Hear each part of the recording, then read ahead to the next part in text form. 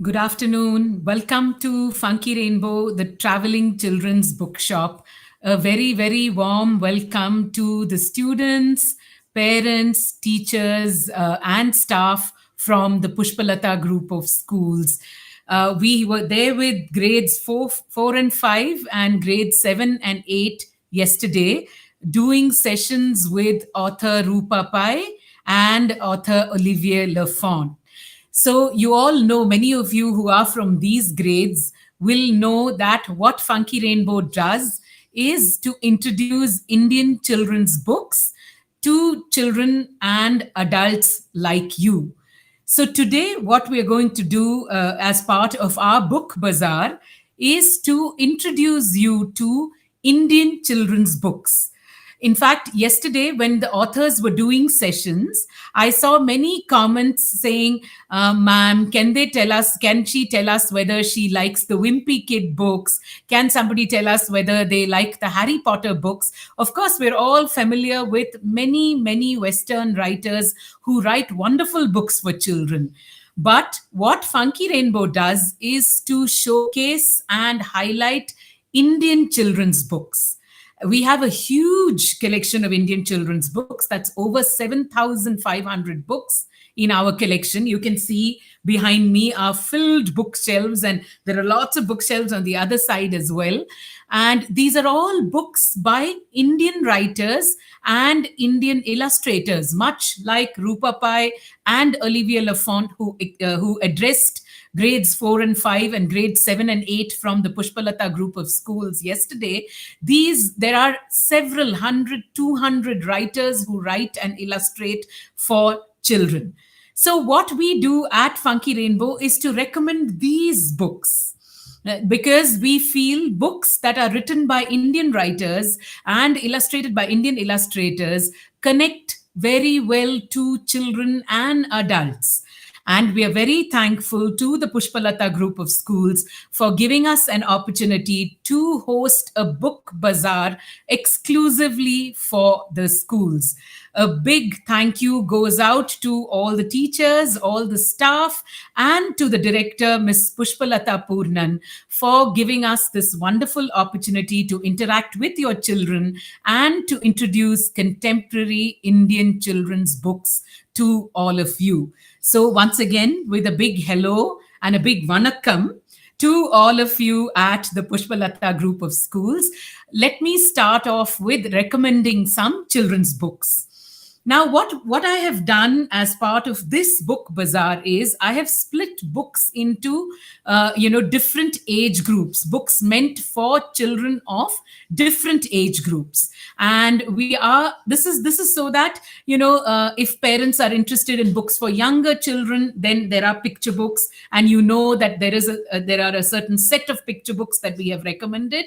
Then there are books for slightly older children, let's say, between the ages of 6 to 8 years. Then we have books for children between the ages of 9 to 12 years. And then we finally have books for children 13 plus years of age. All these books are available on our website, www.funkyrainbow.com. So, to all the adults who are watching, especially the parents, if some of our recommendations interest you today, please, order these books from our website, www.funkyrainbow.com. I know it is easier to, I know lots of people typically go to Amazon and place orders. The thing is, it's an independent bookstore, especially independent bookstores like Funky Rainbow. We pick and choose the best books to recommend to all of you. Yes, Mohammed Irfan, you say, I want a book recommendation for my age 13 plus. You will have to wait for a little longer in the show. Like I said, we will be making recommendations according to age groups. And for the first half an hour, our recommendations will be for children in the ages of, say, 3 to 7 years, basically. And then we will move on to 8 to 12 years and then to 13 plus years. So if you can wait a bit patiently, you will, discover many wonderful Indian children's books. So I'm going to start off, as I said, with a category of books called picture books. And these are picture books that are meant for young readers. When I say young readers, it could be children from, let's say, LKG, UKG, going up to second standard at least. And the first book that I want to recommend is a very, very big favorite at Funky Rainbow. The series of books, the set of books is called Gajapati Kulapati. I'm sure many of you, I'm sure the school library, has copies of the Gajapati Kulapati books. But this one, written and illustrated by Ashok Rajagopalan, is a wonderful story of an elephant. Now, how many of you have read books featuring elephants? Most of the times, the books that feature elephants may have the name Jumbo, Dumbo, and those kind of very, very Western names. But the name of this elephant in this set of books is called Gajapati Kulapati. Now, what happens to Gajapati Kulapati in this first book? Now, Gajapati Kulapati has a long trunk. Many of you know that elephants have long trunks, right? And what happens when an animal with a long trunk gets a cold? What happens to all of us when we get colds? Do we sneeze? Don't we sneeze? Don't we go achu? Well, Gajapati Kulapati, this elephant who gets a cold, also goes achu. And what happens when he goes achu is that everything that is near him flies away. Bananas fly on top of the postman's head. The coconut seller almost falls down. The cow gets scared and runs away. And this, of course, I'm not going to tell you the full story of the book, but what happens to Gajapati Kulapati when he gets a cold. You can see here that the book has been beautifully illustrated. You can see that there is not much text. You can see that there are only few lines of text in the book over here, basically, right? There are only few lines of text in the book over here, which means if you're reading it out to a young child, the child can be as young as 3 years old. And if a child is reading the book on his or her own, he even if he's 5 years old or like even 4 years old, he will be able to read this book. It's delightful, it's humorous, and it's all about this elephant. Subhashini, you say, I've read this. It's in our school library. That is excellent, Subhashini, because I think Gajapati Kulapati is one of the most exciting books for young children. There are 4 books in the series. So I don't know if you've read all of them, Subhashini. This one is Gajapati Kulapati. This is Gajapati Kulapati Kalabalush. This one is Gajapati Kulapati Garabarum. And this one is the latest and brand new book in the collection, Gajapati Kulapati Kalicha Kulicha. Now, the thing is, you can see that there are a lot of sounds in these books. And as parents and teachers, you know children love sounds. And what kind of sounds are these? Such desi Indian sounds. Kalicha, kulicha, garabaroom. What is garabaroom? His stomach starts going garabaroom. How many of our stomachs have gone garabaroom normally from eating too much food? And in Kalabalush, he falls Kalabalush into a pond or a river basically in the village. So this is an excellent set of books written and illustrated by Ashok Rajagopalan and meant for youngest of readers. If your child is only 2 years old, you can actually read aloud these books to the children. When the children are a little older, say 4, 5 years old or even 6 years old, they can read it on their own. 4 books, each one priced at 150 rupees. And, as I said, you can order every one of these books from our website, www.funkyrainbow.com. My next recommendation is a very, very funny book for, again, young readers. We would say 5-6-year-olds, maybe 5 to 7-year-olds, called The Village with a long name. This is written by author Asha Nehemiah and it's illustrated by Suvidha Mistry. Now, what is the village with a long name about? Now you see the village in this book had a very, very long name. Shall I read out the name of the village to all of you? You'll have to listen, and I'm sure many of you will break into laughs, but this is a village called Thayyum Tata Thayyum Taha Takka Dimmi Chimmi Shimmi Pur. How about that for the name of a village? You can see the picture that I'm showing you. That's how long the name of the village is. And what happens when you have to write a letter to people who are living in this village? What happens? How will you write that name on an envelope or on a letter? Because not just the name of the village, the name of the streets. The name of the streets are so long. I'm going to read out the names of two streets to you. One street, and I'm sure many children who are watching will love it. One street in this village is called Kabadi Babadi Koko Toko Bambaram Nambaram Sadagudu Chadagudu Nagar. Now tell me, do you have a street as long as that, with a name as long as that in Tirunelveli? We definitely don't have one that long in Bangalore. You know what? There's another street in this village, okay? And you know what it's called? It's called Laddu Daddu Jangri Jilebi Kalakan Gulkan Peda Beda Pete. Now, obviously, all the sweet shops of the village are probably in this street. Now, see, this lovely little book talks about what happens because the names are so long, people who visit this village are not able to find their way anywhere. So the people of this village decide to put up signboards. You all know what signboards are, right? Like where they put down the name of the street in the village. And what happens when you put up signboards so long? My God, imagine a signboard that has a name as long as Muruku Vuruku Chakli Nakli Karuku Buruku Nagaram. How long must that signboard be if the name of the street is so long? What a charming, jolly book this is for young readers.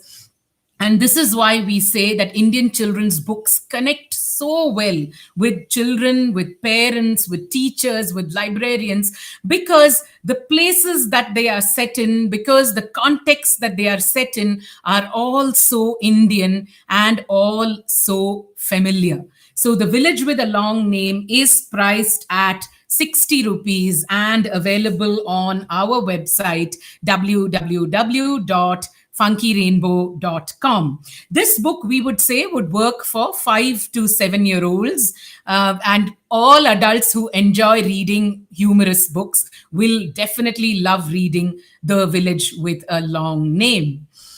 Now, my next set of recommendations, this is how we're going to keep recommending different books for different age groups. And if any of these interest you, you could, place an order directly from our website. You could also write to your school and tell them that you're interested in these books. We know that the school is, ordering and has ordered many books from Funky Rainbow. So you could even send a request to your school. You can also email us at funkyrainbowmail@gmail.com if you want any of these books. My next set of books that I'm recommending is a series of books called Amma's Tales. I'm sure many of your Ammas tell you lovely stories, isn't it? Now, this set of books, which are 4 books in the series, there's Amma's Tales How and Why, Part 1. There's Amma's Tales How and Why Part 2. There's Amma's Tales How and Why Part 3. And Amma's Tales How and Why Part 4. Now, what is the Amma telling in these stories? What stories is Amma telling in these books? Well, happily for us, they are stories of nature. See, for instance, this first story is about why the crow sees through one eye. Now, the thing is, you know what? It is supposed to be believed that crows actually just see only from one eye. Now, this story is a story from Indian mythology, from our own mythology, that tells you why the crow sees only from one eye. And you know where, from which mythology she has found this story, the Amma who's telling this story? It is from the Ramayana. This is a story of Rama and Sita, and something that they do and a crow does that makes the crow see only through one eye. Each of these books has two stories. For instance, the second story in this book is called How Draupadi Created Butterflies. Now you can see, right, that such pretty, beautiful butterflies, in this story, and it comes to us all the way from the Mahabharata and the Pandavas, and when they go away to the forest after they lose the game of dice which they play with the Kauravas. So what you can see, what this Amma is doing and what these books are, is that she is taking stories from Indian mythology and explaining some natural phenomena, something about birds and animals. She's explaining that through mythology. What a lovely idea it is. We sell these books as a set. In fact, this is book one. Book two has two stories again. Why does the cuckoo not build a nest? We all know that the cuckoo lays its eggs in the crow's nest. So why does the cuckoo not build a nest? And there's another story about an animal called the skink. Now, each of these stories in each of these books, and there are two stories per book, each of them are from different Indian mythological tales. It's a lovely collection of books, and it's priced at 380 rupees for four books. These ones, I think parents and children, or grandparents and children, or teachers and students will absolutely enjoy. If the adult is reading these to the child, or if the child and the adult are reading it together, there's every chance that you will enjoy these books, which explain different nature tales from Indian mythology very, very much. So that was a set of four books called Amma's Tales. Matangi, hi Vidya, I am an academic mentor here. I am Valli Rammohan's aunt. Wow, my God, really lovely what you do. The Indian context, wonderful. Thank you so much, Matangi Sundarajan. It's such a pleasure. Valli Rammohan is one of our greatest supporters. She has been in touch with us for so many years, getting Indian children's books for her own kids, and I didn't know she was getting it for her aunt as well right now. It's lovely that you have made it a point to write into us, ma'am, and what a pleasure. I really hope many of these books will make their way into your library. I know Pushpalata ma'am has been in touch with Muttama, my partner at Funky Rainbow, and they are choosing some wonderful books for the libraries at the Pushpalata group of schools. Again, I do want to say we are extremely thankful to the school for understanding why it is important to have Indian children's books. I mean, we all grew up reading Western books right through.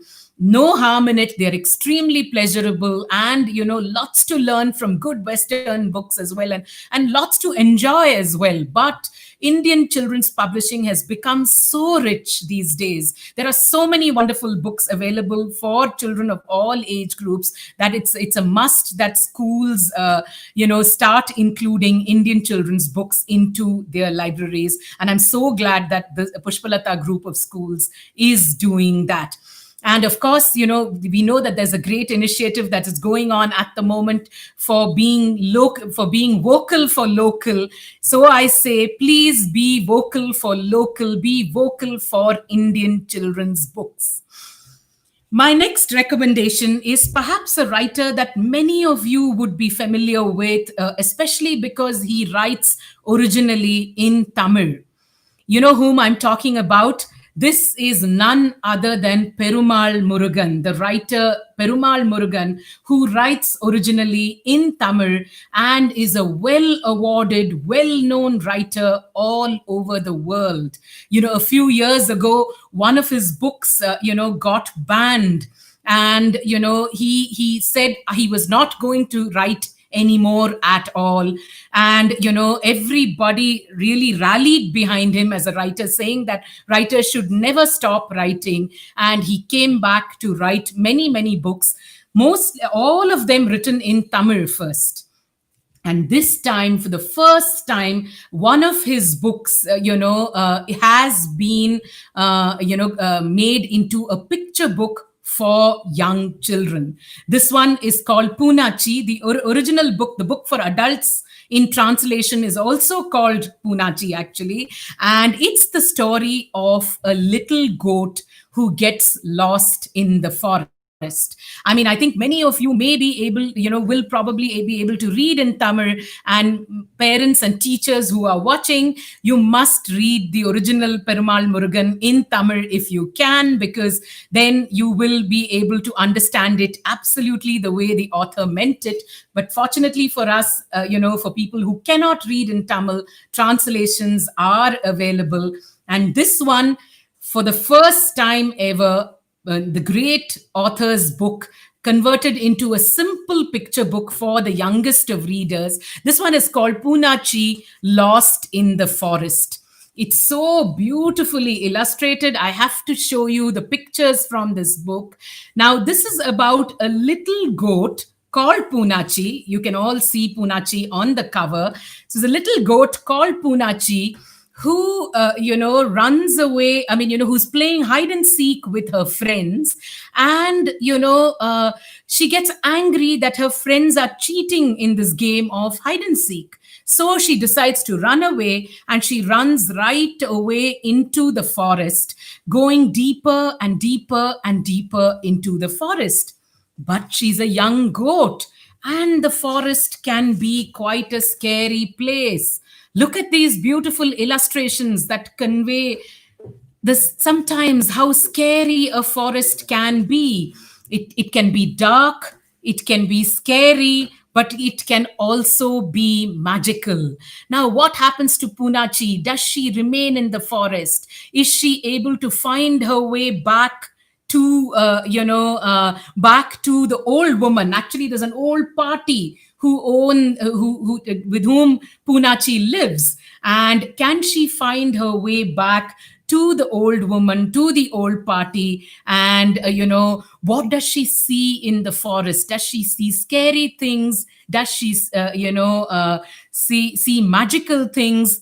Ma'am, for which age this book is recommended? I would definitely say 5+ year olds, say 5 to 7 year olds can read the book and will enjoy it, especially the wonderful illustrations made by Priya Kurian. The thing is, does Poonachi also only discover the scary side of the forest, or does she discover the magical side as well?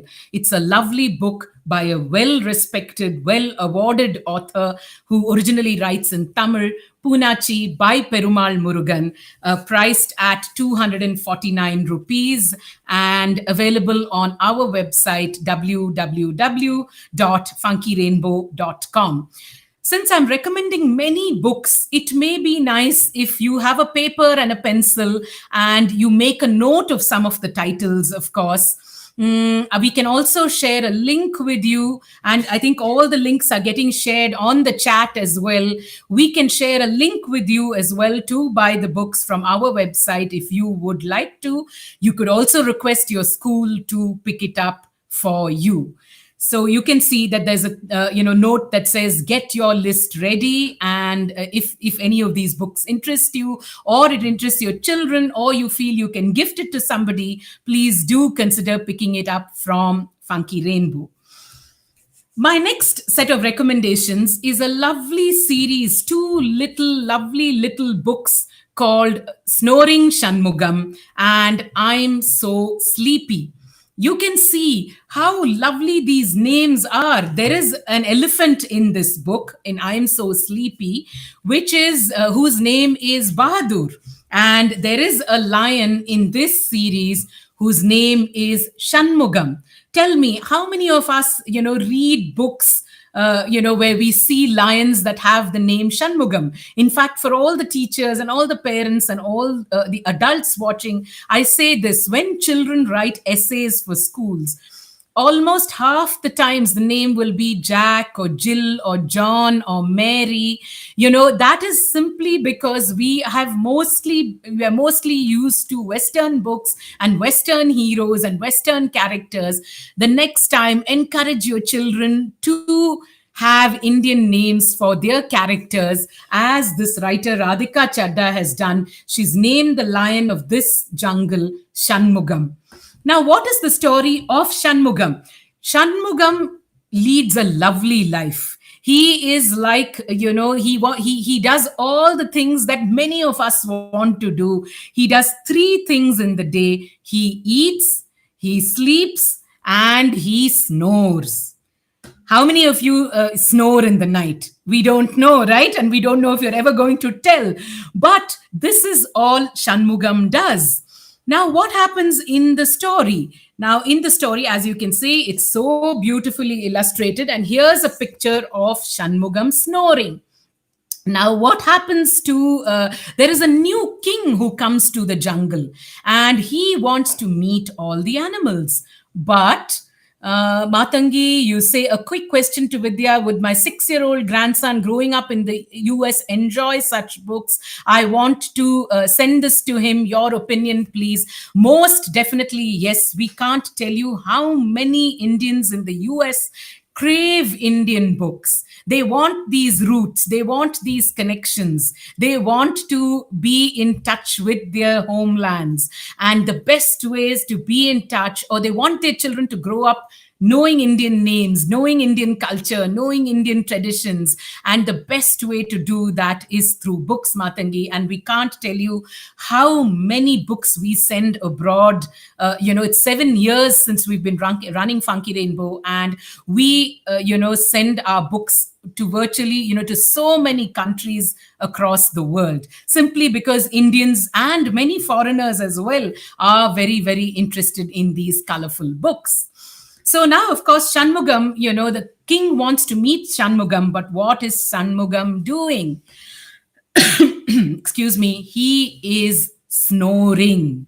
What happens? Is the new king of the jungle happy about it? So that is snoring Shanmugam, and part of the same series which is I'm So Sleepy, where we talk about, where the hero is an elephant, Bahadur. Bahadur has exactly the opposite problem as Shanmugam. Bahadur has forgotten to sleep. He is so worried about something, and he is so very sleepy, but he's just not able to sleep. So he goes to one friend after the other. He goes from one friend to the next to ask them, how do they sleep? Now you can see this picture where his friend, the monkey, is telling him how he sleeps. Now, is that how an elephant is going to sleep? Do you think an elephant can climb up the branch of a tree and go to sleep? Oh, no, no way. So whom does he go to ask? He goes and asks the little rabbit. And what is the rabbit doing? The rabbit's just going into his hole and going to sleep. Does dear Bahadur manage to get a good night's sleep? Such charming stories, each one of these, priced at 135 rupees. Again, picture books. All these, the first 10 books that we're recommending, are all picture books that would work for children between the ages of 3 and 7 years. My next recommendation for you is, again, another delightful book called Princess Easy Pleasy. Yes, It is the story of a princess. I can see somebody says, is this available in Tamil? Well, some books, for instance, I'm So Sleepy and Snoring Shanmugam, will definitely be available in Tamil with the publishers. However, Punachi, because it was translated from Tamil to English, it is available as a children's book only in English. In fact, going forward, whichever books will be available in Tamil, I'll make it a point to mention it.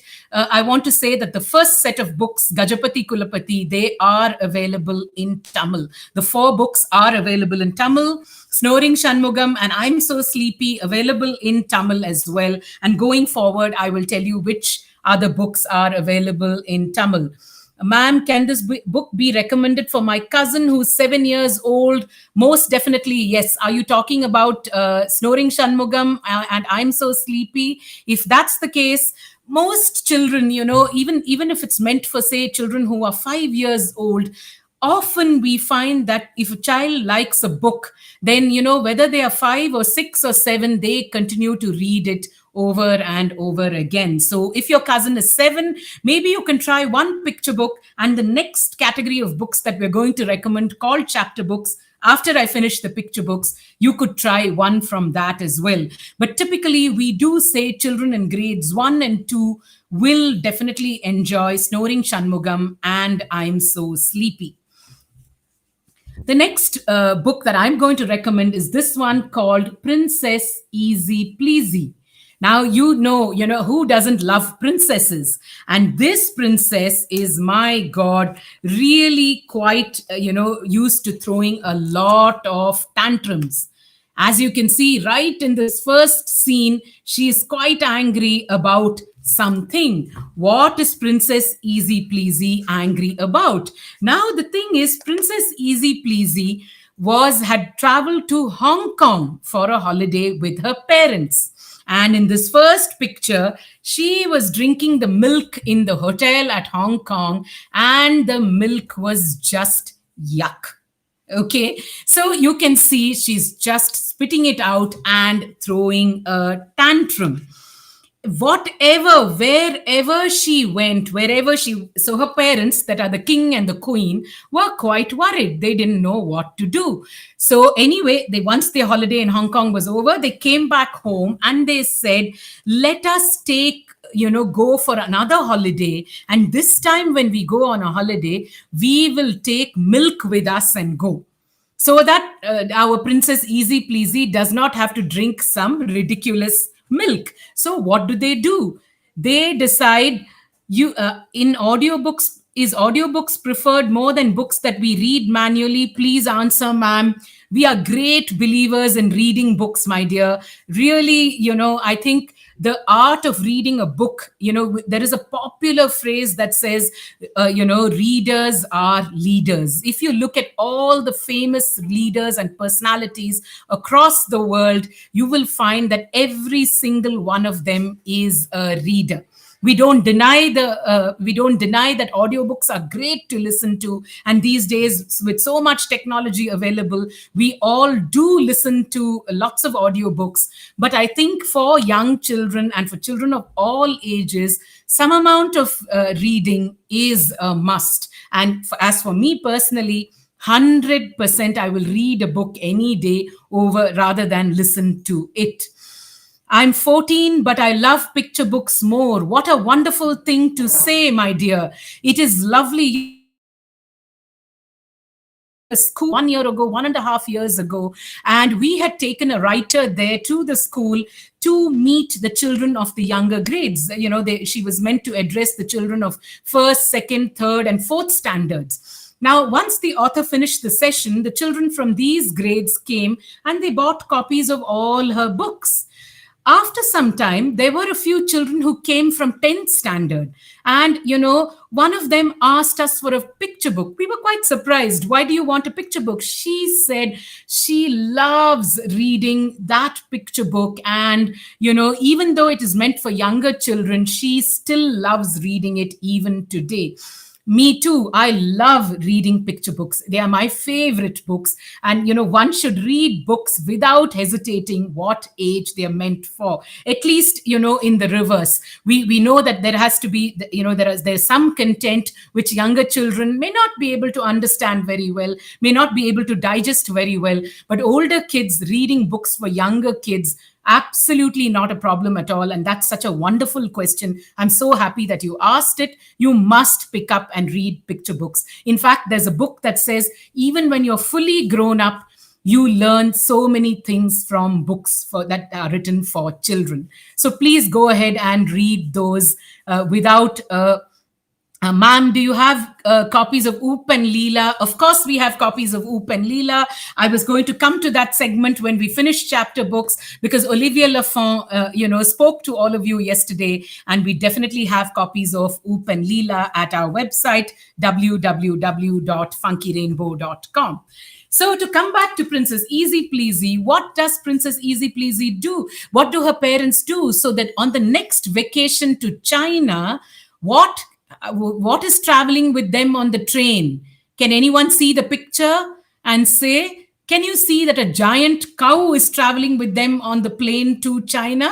And why is that cow traveling with them to China? So that Princess Easy Pleasy gets exactly the kind of milk that she wants.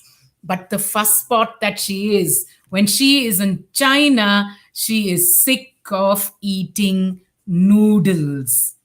You can see, right, that she's sulking over the noodles, and it doesn't look like Maggie noodles to me whatsoever, basically. So the next vacation, her parents decide to take the royal chef with them. And so on and so forth. The story goes. And what happens in the end? Does Princess Easy Pleasy ever go to some place where she's not, unhappy about something? And does it make sense to fuss about things when you go on a holiday? It's a lovely book. It's a hardback book, which means it's got very good production values. And this one is written by Natasha Sharma and illustrated by Priya Kurian. My next recommendation in the picture book category is, and this will probably be the last one that I recommend in the picture book category, or maybe I'll just do two more, is this excellent book which has just won a big prestigious award today. It's won the Neve Literature Festival Award for best book, for emergent readers, which means for children in the ages of, say, 6 to 8 years or 5 to 8 years. This is Srinivasa Ramanujan. The man, the subtitle of the book is Friend of Numbers. Now, do we all know who Srinivasa Ramanujan was? He was one of India's most famous mathematicians, and we all look up, along with C.V. Raman and Amartya Sen. We do respect Srinivasa Ramanujan for the fact that he made demystified mathematics in so many ways. Now, what is this story about? As you can see, it is set right in Tanjavur, where Ramanujan grew up as a young boy. And it starts right from the time that he was born, about how in Kumbakonam, he was born in the little town of Kumbakonam in Tanjavur. And it's about how, as a little boy, he was so fascinated by patterns. Even as a young child, how fascinated he was by patterns of things. And this could be even the pattern of the column that his mother drew. You can see, she's drawn a column, and he is seeing some fantastic patterns in this column. He sees patterns everywhere. And what do those patterns help him do? You can see he's even seeing a pattern on a temple gopuram. Now, what do these patterns do? These patterns have kindled his imagination and his curiosity, and these patterns, he sees them in numbers. So as you can see, there's a beautiful spread about where he can see some wonderful patterns in numbers, and how this young boy from Kumbakonam finally makes his way to Cambridge to one of the most prestigious universities in the world and becomes a world famous mathematician. It's such a beautiful, inspiring story of Ramanujan and how, once he's in Cambridge, he works with some of the most famous mathematicians in the world to solve various mathematical mysteries in the world. It's a wonderful book. We are not surprised that it won the award just today. In fact, the announcement may have come up maybe just even an hour ago, I think, or 2 hours ago, possibly. Srinivasa Ramanujan, friend of numbers. It's a must in any parents, in any bookshelf at home and in any school library's bookshelf as well. My last recommendations for the picture book category, because we're talking of inspiring figures, is about two personalities who have a lot to do with space. There is Sunita Williams and there is Stephen Hawking. Now, these two books, lovely little picture books, we all know of Sunita Williams and how she went to space. Now, this is a story of how, every adventure in all our lives, no matter, whether we are young or old, every big adventure begins with a dream. And Sunita Williams's adventure too began with a dream.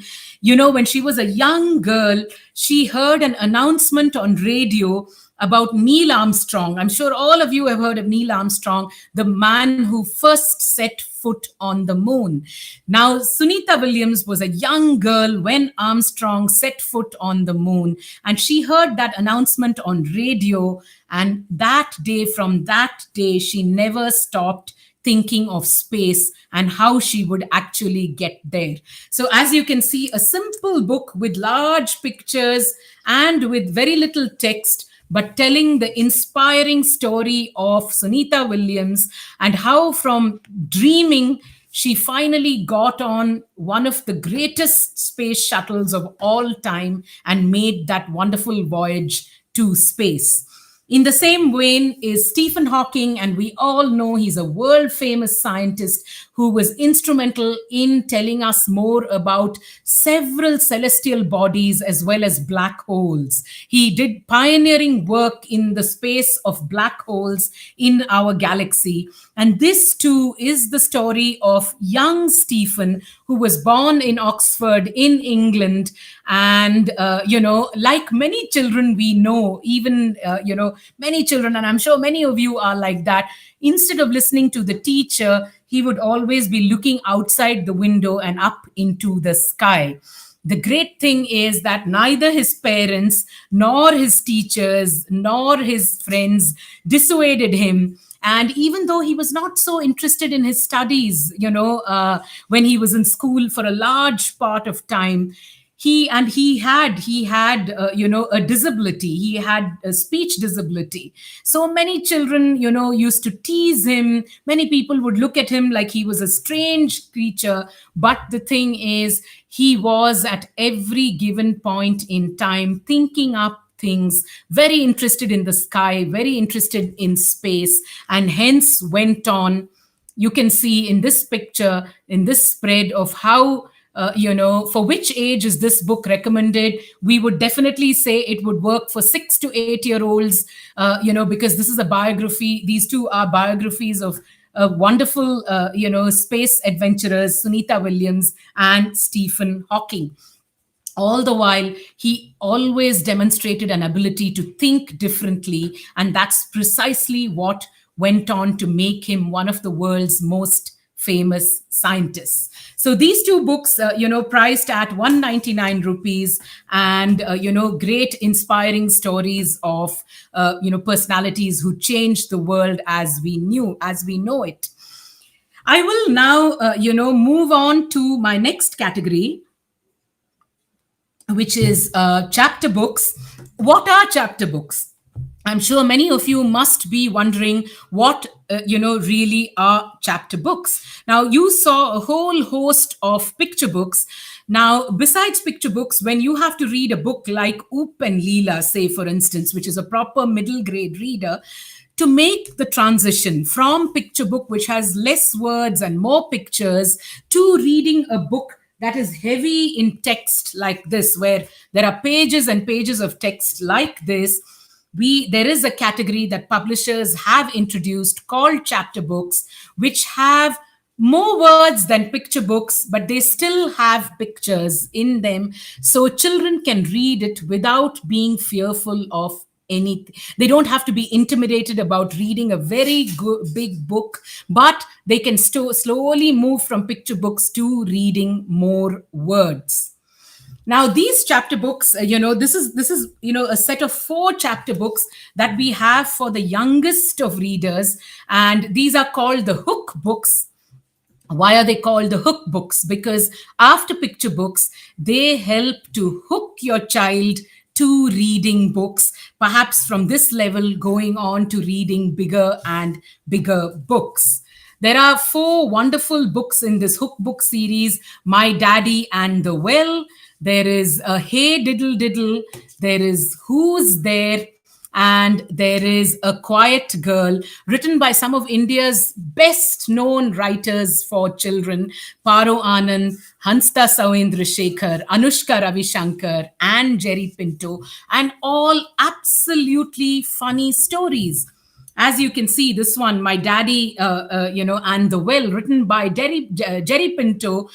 There is, Jerry Pinto is talking about how his father used to jump in a well to take water and water the bananas. But many, many years later, the banana trees were gone. However, the pump that was pumping water into the well, and the well was still there, and so was his daddy. Now, did his daddy jump splash into the well again? Now you can see that there's little bit more text in this than there were in the picture books, but there are also big illustrations, and this set of chapter books called hook books are perfect for, say, 5 to 7 year olds, or even maybe 6 to 8 year olds, to get introduced to reading a few more words. Each of these hook books are priced at 175 rupees. In fact, My Daddy in the Well is set in Goa.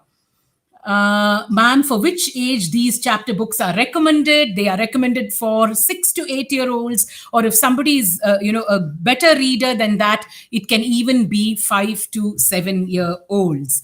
Ma'am, please say if I can gift one of the books for my sister for her birthday. If your sister is in the 5 to 8 age group, definitely, yes, you can gift it to her. I think she'll be really happy. And what you should do is to see if your sister likes, what does she like? Does she like elephants? Does she like, space? Does she like numbers? You can choose the themes. Does she like princesses?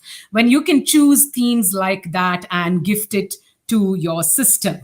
In fact, another book, and again, I stress on the fact that, why we like, Indian children's books. Now, this one called Hey Diddle Diddle, it's not the famous nursery rhyme Hey Diddle Diddle, but it's about a little girl called Meenutti. So, of course, the story is set in Kerala, and Meenutti is a little girl, perhaps like many of you out there, who's only half listening to their teacher in school. So, she's learning the rhyme, Hey Diddle Diddle, the cat and the fiddle, the cow jumps over the moon. So now, because Meenutti is only half listening, she knows the horse has jumped over the moon. Now she's not sure whether the cow has really jumped over the moon or not. But you see, these names, these characters, they're so familiar to us in an Indian context. And that's why at Funky Rainbow, we absolutely specialize in Indian children's books. My next recommendation is a lovely chapter book called Trouble with Magic. This is again written by Asha Nehemiah, who wrote The Village with a Long Name. And this book is about a young girl called Veena and her aunt Malu. And, between the two of them, Veena is always trying to get Aunt Malu to do something exciting or the other. Now, Aunt Malu, what happens is that Aunt Malu, uses a lot of powders and potions and lotions to make all kinds of things. And Veena is persuading her to use some herbal magic some magic herbal powder to make some extraordinary paint with which they can paint the houses, that they can paint the walls. For instance, what is so magical about the paint here? Now, if you paint a wall in a particular way with a particular shade of paint, supposing it is a paint called the night sky blue, the entire night sky will appear on that wall. So, Veena and Aunt Malu make this magical paint. And what kind of adventures do they get to? Does magical paint work always? Do they get into some trouble with Veena's parents? Again, this is an exciting chapter book.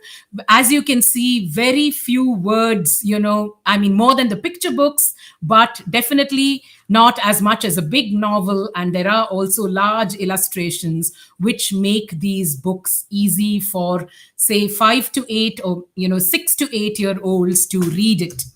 It is very difficult to pitch one exact age group for these books, but we would typically say 6 to 8, and it doesn't matter if a 9-year-old is reading it, because age should really not matter when you should give a child what she or he is comfortable reading at that particular age. We have a couple of more chapter books for you. There is this, I know many of you are very, very fond of, there is this series called Zen and Anna. There are 3 books in the series: Zen and Anna, Just Like a Bug, Zen and Anna, Ghosts Don't Eat, and Zen and Anna, At Least a Fish. Now, Zen and Anna are siblings, and this lovely series of books, especially in At Least a Fish, the children want to have a pet at home. So Anna asks her parents for a dog. And what do her parents do? They don't get her a dog, they get her a fish. So what happens? So Zen and Anna, what do they do? Do they make life exciting for the fish? What kind of adventures do they have with a pet fish at home? And what are Zen and Anna still bothering their parents for other pets, or are they happy? Are they looking after the pet well? Because many of us as kids ask for pets. And of course, we have pets at home that could be dogs or cats or, fish. And do the children look after those pets as well? Or does it become the job of the parents then subsequently to listen? It's a lovely, lovely, little book featuring Zen and Anna, who who are not siblings. I'm sorry, I think I said they were siblings. They are best friends. Now, in this chapter book as well, where it's a Ghosts Don't Eat, what do Zen and Anna want to do? They want to uncover the mystery of whether ghosts like to eat. What do you think? Do you think ghosts eat something, or do they only come and haunt us? Do they love to eat food? Well, Zen and Anna embark on a great, crazy adventure to find out if ghosts well and truly eat. What do they want, and how do they try to find this out? They want to check if a ghost really has teeth. What fun are these adventures, Zen and Anna adventures. Again, we'd recommend it for 6 to 9-year-olds. If the children are reading at an advanced level, then for a 6-year-old, if they're reading at, if they are, a little slower in reading, then, even a 9-year-old could read it. I'm going to recommend another favorite writer, and I'm sure many, many of you are familiar with Ruskin Bond.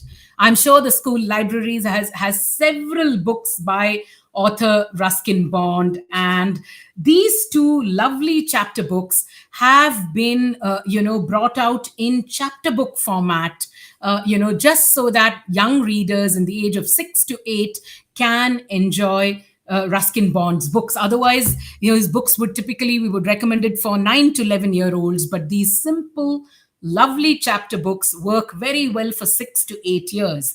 And what is Cricket for the Crocodile about? Well, it's a theme that many young children who are listening will probably enjoy. It's about a group of boys who love to play cricket. But When they play cricket at a field close by, there is somebody else who also wants to play cricket with them. And can you see the picture? In fact, can you see the cover? You know who that is, and that is Naku the crocodile.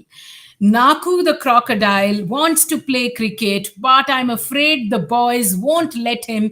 So, what does he do? He catches their ball and just chews it up, making it not possible to play cricket.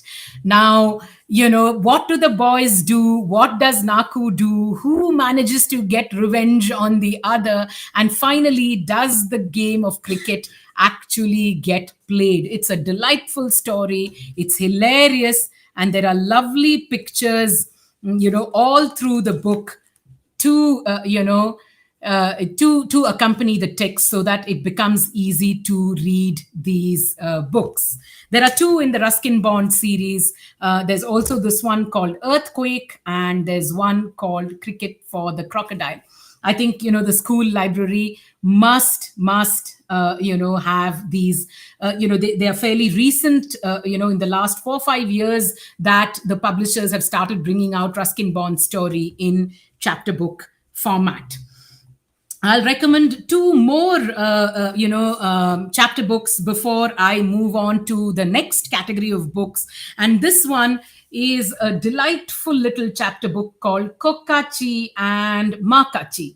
Now, look at the names. Who do you think are Kokachi and Makachi? Well, Kokachi and Makachi are two monsters. And what of these monsters? They live on top of a hill, right up a hill, where it gets quite cold when it's winter.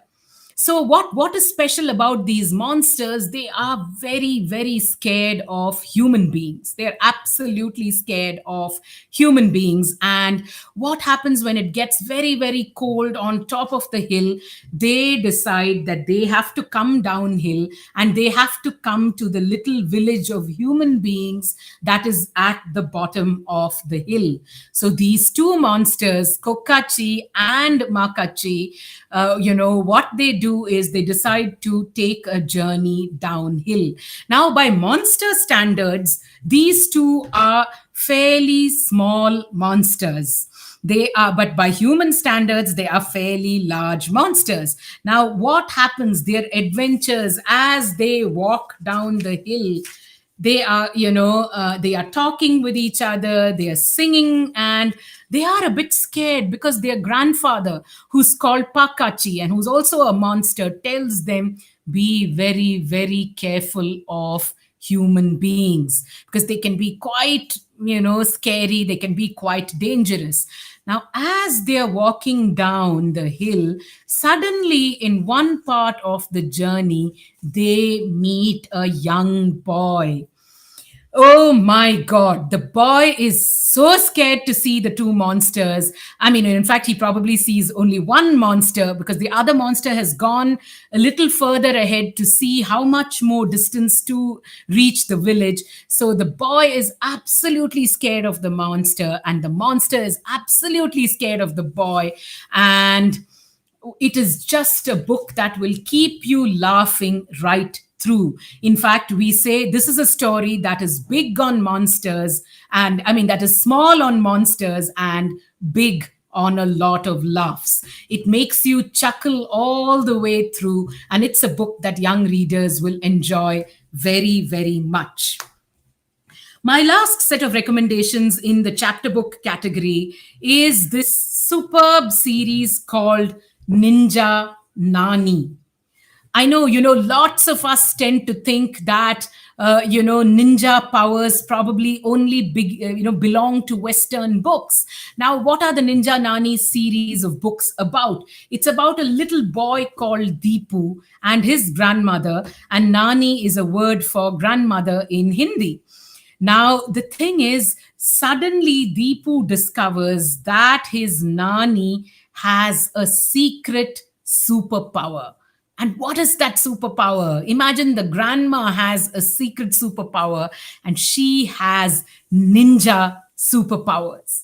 So Deepu and his grandmother decide to solve all kinds of mysteries in Ninja Nani and the bumbling burglars. You know who burglars are? They are thieves, basically, right?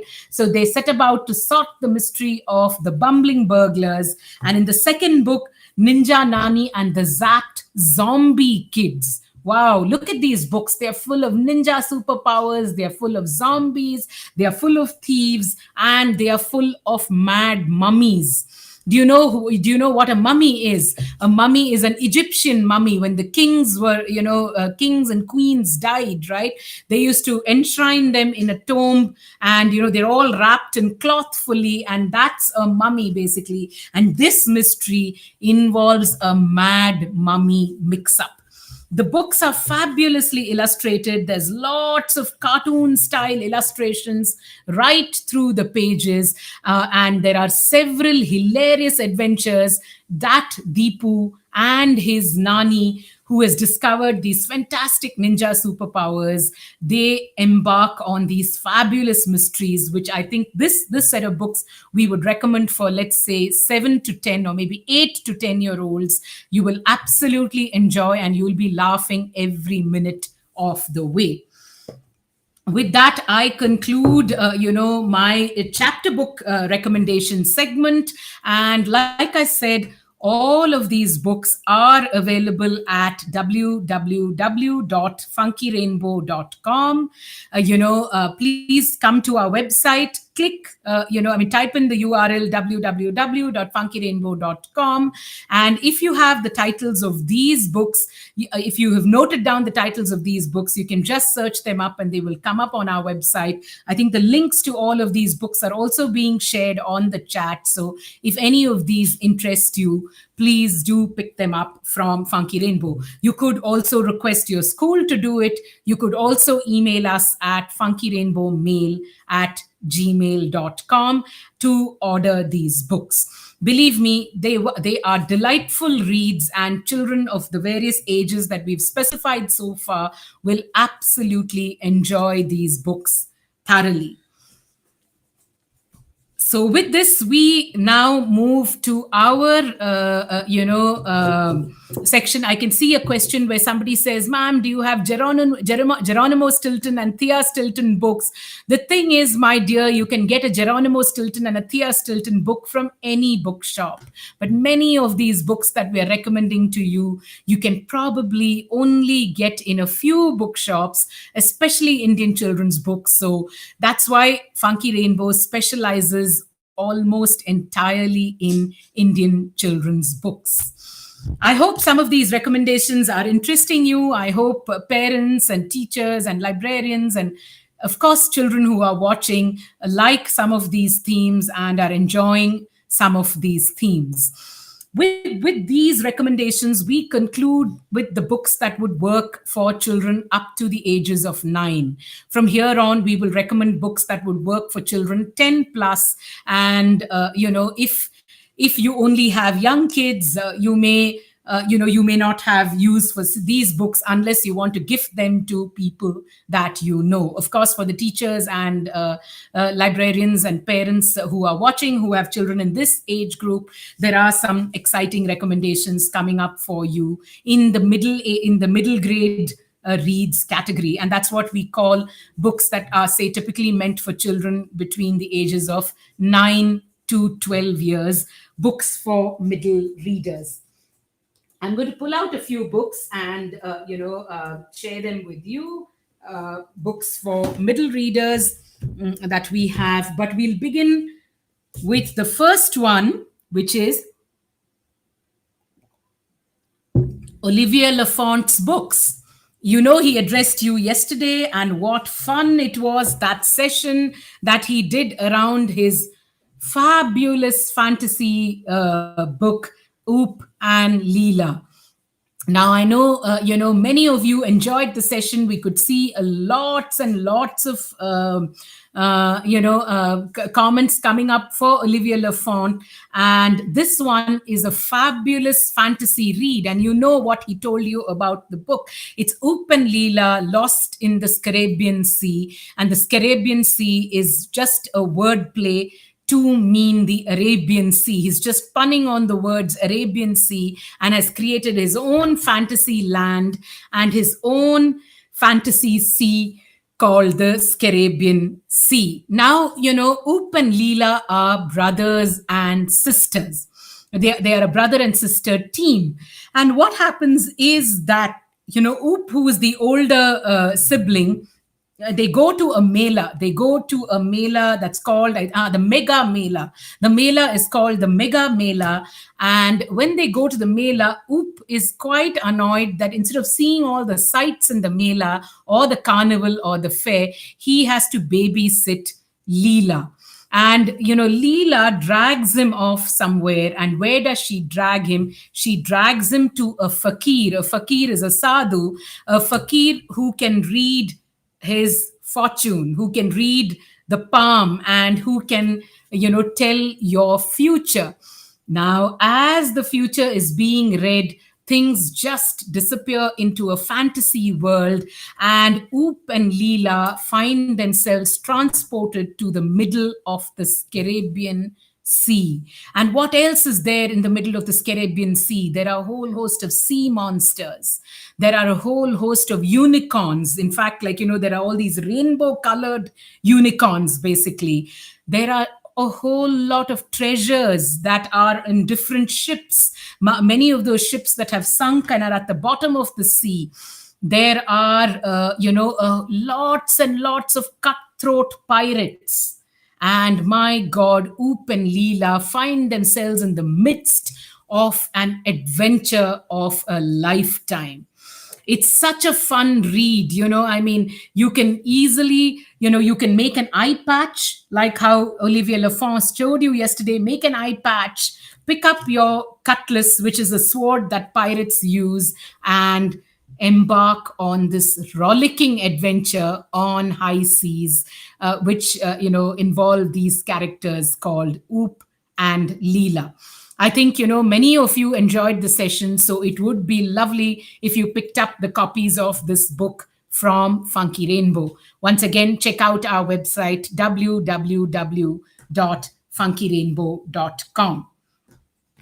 My next recommendation for the middle-aged readers is a lovely new book that came on our shelves only last week. You know what? This one is called The Very Extremely Most Naughty Asura Tales for Kids. Come on, we all know the Asuras, and we know there are so many different kinds of Asuras. Can you name some Asuras, that you all know? Tell me about the kinds of Asuras that you all know. You can put in some comments on chat, and I can see if there are names of some Asuras that really come up, because this book features some terrific Asuras like Mahabali, like Kumbhakarna, like Ravana. You do know how many, many, many Asuras there are in Indian mythology, isn't it? And there is a story that is dedicated to different kinds of Asuras in the book. There is Bhasmasura, there is, as I said, there is Mahabali, there is, Ravana, and Anand Neelakantan, who has written this book. He's a very well-known writer for adults, and this is his first book for children, where he focuses on, we always think, right, the Asuras are the bad guys, really, right? I mean, we do know that the Asuras are naughty. We know the Asuras disrupt many things. We know, and in this book, there are even, he features two Asura twins, who hate to go to school. So you see, the life for the Asuras is not that much different from the lives of, children like you as well. And, in fact, the two Asuras who hate going to schools, the twin Asuras who hate going to school, are Kundaka and Mandaka. So you can see, how many kinds of naughty Asuras are featured in the book. There are fantastic animation style illustrations in the book by Subhadeep Roy and Shiladitya Bose. And this is a book that will really help you discover some interesting Asuras from our mythology. Okay, so I believe you've named many asuras. You have named Kamsa and Ravana and Naraka and who else? Mahishasura. Well, get ready to meet some very mischievous asuras and some very friendly ones as well, and some very very naughty ones as well in this book, the very extremely most naughty Asura tales for kids. Oh, so we are of course featuring Indian asuras, and we are featuring this book is of course featuring only Indian asuras. You can see it's got a great cover with different kinds of asuras. This one is a lovely read for children between the ages of 9 and 12 years. My next recommendation is a very, very nice book, for again readers in the ages of 9 to 12, called The Girl Who Stole an Elephant. This is by an author called Nizrana Farooq. And what is really lovely about the story is it about a little girl called Chaya, a young girl called Chaya, who usually has answers to every question. I mean, she lives in a kingdom, and she has answers to everybody's questions usually, because she's a bright, quick thinking, quick witted girl. However, one question that she has no answers for is the stealing of the queen's jewels. The jewels of the queen of that kingdom is something that gets stolen, and that is one thing that she has no answers for, because it's pretty much, so she has stolen those jewels, but we're not going to tell you why she has stolen those jewels. Is there a good reason for it? Is there not a good reason for it? And what does Chaya do? She decides to make a great escape on the back of a fantastic elephant, and that escape takes her on the adventure of a lifetime. For those of you who asked for books for 10 plus year olds, we would definitely recommend this book by Nizrana Farooq, which is such a fantastic read. In fact, the adventure never ends, literally, because she's going into a jungle. When she tries to make her escape with the elephant, she goes off into a jungle, and it's a jungle where there are hundreds and thousands of snakes, hundreds and thousands of leeches, and also a big revolution brewing. You know what a revolution is, right? You know where a revolution is, where people protest against something. So there's a big revolution lurking in this jungle, as well as hundreds and thousands of snakes and leeches. What does Chaya do? Do we know why she stole the queen's jewels? It's a fantastic mystery from page 1 till you come to the last page, the 250th page. You're reading it with absolutely bated breath to know what is going to happen. And this one is priced at 250 rupees and available at on our website, www.funkyrainbow.com. I can see many of you, asking the questions, saying, I want this book. All of them are available. Every single book that we're recommending here today is available on our website. So please do check it out, and please do, place your orders online. You can also make a request via your school, and you could also email us at funkyrainbowmail@gmail.com. I'm going to recommend another book which we usually very happily recommend to children who are 10 and 10 plus in age, and also to a lot of schools. This one is called Wingless. It's a fairly weird fairy tale written by one of India's foremost writers for children, Paro Anand. Why do we recommend this to schools? Because it's about a girl, it's about an angel actually, who is not actually about a little girl, in fact, and a girl angel though, who is born not so perfect. She doesn't have wings. She is born wingless. And that's why, the title of the book, Wingless. But she's a princess, and her parents, the king and queen of the heavens, are delighted even if their child is not so perfect. But what happens? All the other angels up there in heaven, all the other people, all the other divine beings who are there in heaven, they reject Chutki. And what do her parents do? Her parents decide to bring her down to earth. They make a journey absolutely way down to earth to make a home on earth. Now, as Chutki grows up, she wants to find out what her origins are. And do you think it's easier growing up on earth, especially as an 8-year old or a 9-year old or a 10-year old? And when you're not perfect, do you think it's easy to grow up? Well, it's obviously the answer is no, but the lovely message of the book is that we absolutely don't need to be perfect in every way. We should be proud of who we are, the way we are. Never mind what your skin color is, never mind what your height is, never mind whether you're short or tall, never mind whether you're thin or fat. You are who you are.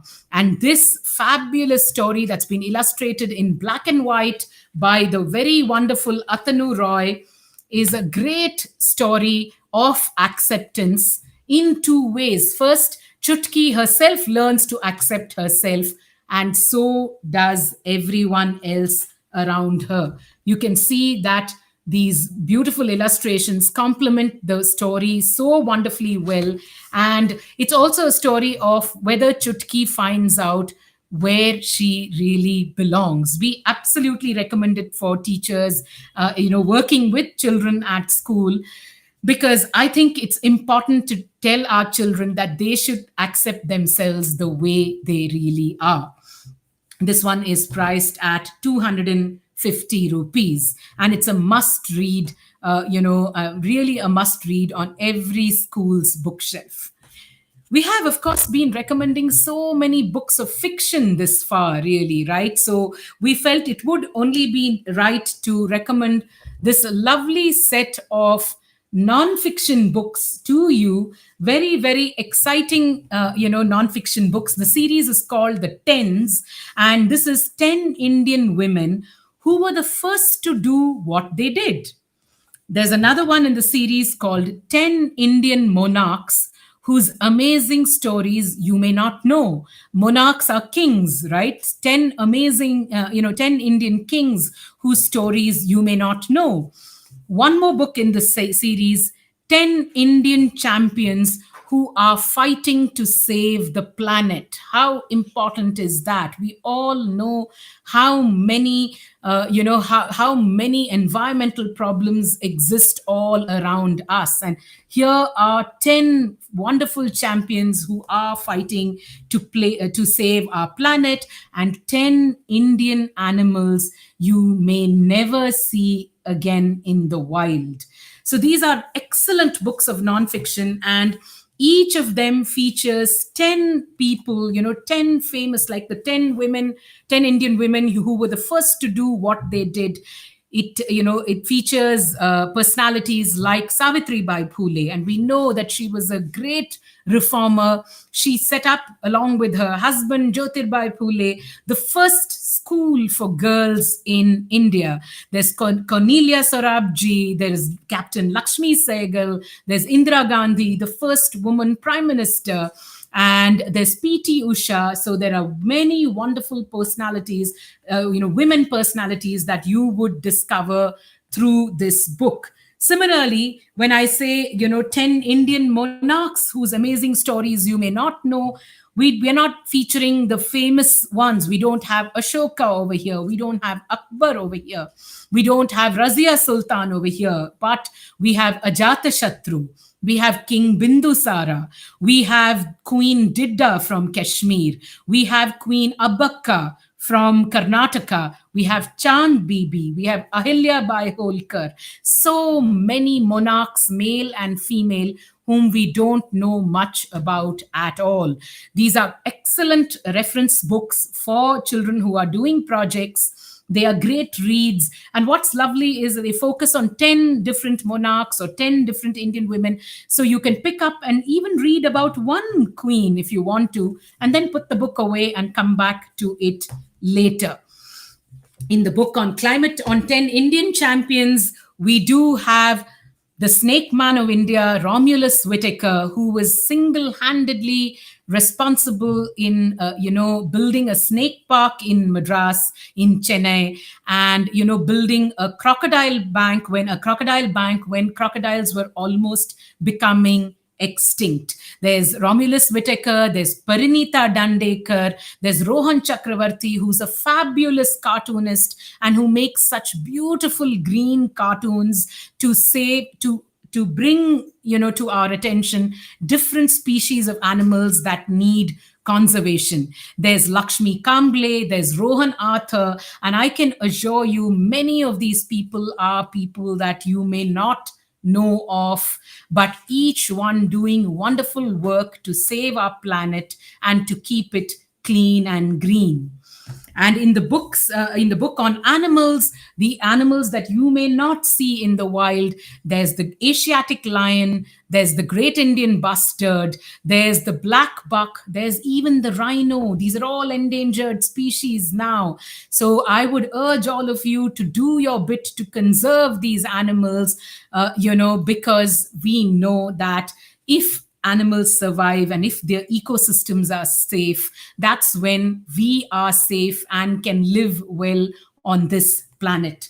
So these set of 4 books, the tens, must read books of nonfiction for young readers between the ages of 9 and 12, 13. Even children older can use it as reference material very, very easily. My next, set of books that I want to recommend for middle grade readers is a set of 2 lovely books called Spinning Yarns and 100 Great Poems. Now, what is marvelous about Spinning Yarns? It's the best children's stories from India, and it's edited by a writer called Deepa Agarwal, and it features some excellent, writers from our past as well. Like there are stories by Satyajit Ray, there's a story by Rabindranath Tagore, there's R.K. Narayan, of course, whom many of you know of, there's Munshi Premchand, there's Ruskin Bond, there's Paul Zakaria. This is a beautiful collection of stories, from writers who perhaps wrote largely, a couple of decades ago. Some of them are written originally in English. For instance, R.K. Narayan has written originally in English, so has Ranjit Lal, and so has Ruskin Bond. But there are stories that have been translated from the Indian languages to English. So there's, Paul Zakaria, whose story has been translated from Malayalam.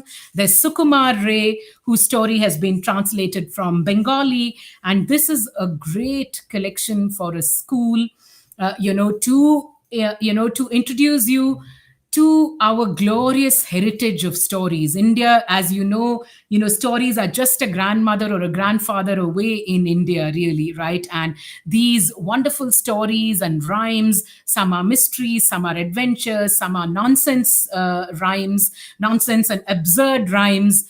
It's a great collection of stories for young readers. The very same editor has put together this anthology called 100 Great Poems for Children, featuring 100 wonderful poems, both from the West and from India. So while we have, there are 100 poems that showcase different feelings, different emotions, talk about different kinds of things. And while there are famous Western poets, like, for instance, Lewis Carroll is there with the Jabberwocky, there is Rabindranath Tagore. I mean, there are Western and Indian poets. So there is Rabindranath Tagore, there's Emily Dickinson, there's William Wordsworth, there's Rudyard Kipling, there's Subhadra Kumari Chauhan, so Manoj Das.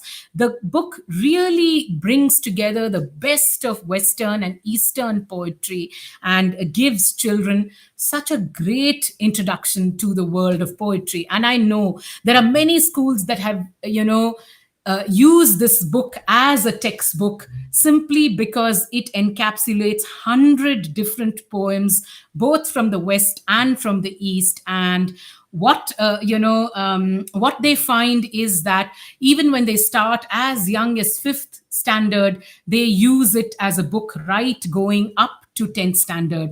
100 great poems for children is a great compilation. And I think our children have to be introduced to poetry. I mean, we often focus on prose and, we do different forms of writing, but because children are a little bit reluctant to, enjoy and understand poetry, often it gets left behind, which it should not, because poetry is such a wonderful literary form on its own. So 100 Great Poems for Children, also edited by Deepa Agarwal. I'll make one more recommendation in the one or maybe two more recommendations in the category of books for 9 to 12-year-olds. This one, called Mathematist, is an excellent collection of number tales from around the world. Now, what do we mean number tales? These are all mathematical stories from different parts of the world. As you can see, there are different, there are stories from different parts of the world. There's a weighty Roman tale. There's a counting story from America. There's a play from India. There's a brain teaser from India. There's a Jewish mathematical puzzle. There is a mathematical legend from Greece. And this fantastic collection of math stories and number stories, basically, right? I mean, imagine being able to teach children mathematics through stories. What a great combination. What a great resource this is. Children and adults alike will enjoy each one of these stories. And some are just, trick puzzles. Some are absolutely, puzzles which will rack your brains on, trying to calculate numbers. And some are just clever wordplay with numbers. When you give children a mathematical problem in words, can they guess the answer? These stories are just simply spectacular mathematical stories. And I think both child and adult, 9 to 12-year-olds and all adults, will certainly enjoy this collection of stories. And because we are at Mathematical Tales, and we do know, many children come to us and many teachers come to us and say, they tell us that it is so difficult to, there are so many children who are afraid literally of math. There's no reason to be. It's only a question of being able to understand concepts. It's the ability to be able to see patterns, and these stories help unlock that in the head, definitely, because we also want to show you a great mathematical graphic novel that is a comic, in graphic format, called Captain Coconut and the Case of the Missing Bananas. How hilarious is this story? Captain Coconut is an ace detective, and his brain can solve any mystery, big or small. But when it comes to the case of missing bananas, he finds himself on a very slippery trail. And why is that trail slippery? Because that trail involves banana peels. And of course, you can see that he's slipping on a banana peel right here on the cover. It involves banana peels and numbers. It's a delightful graphic novel in comic form, and children, especially 9 to 12 years, will not just solve a mathematical mystery, but also enjoy reading a book in an exciting new format, which is this sort of comic graphic format. It's a lovely book, and please do consider picking this one up, for both for your home library and for the school library. I believe a lot of children have been asking for comics, and well, here is one comic that we have in our collection. But if you go to the website www.funkyrainbow.com, there are many graphic novels that you will find there that you would enjoy reading considerably. These are, oh, of course, these are my recommendations for the middle readers category, 9 to 12. One more book that we cannot, be without recommending, so relevant in these times, called The Constitution of India for Children. I know everybody in this age group, 9 to 12, has to study civics in school. And often the Constitution is just presented as a dry, boring sort of document.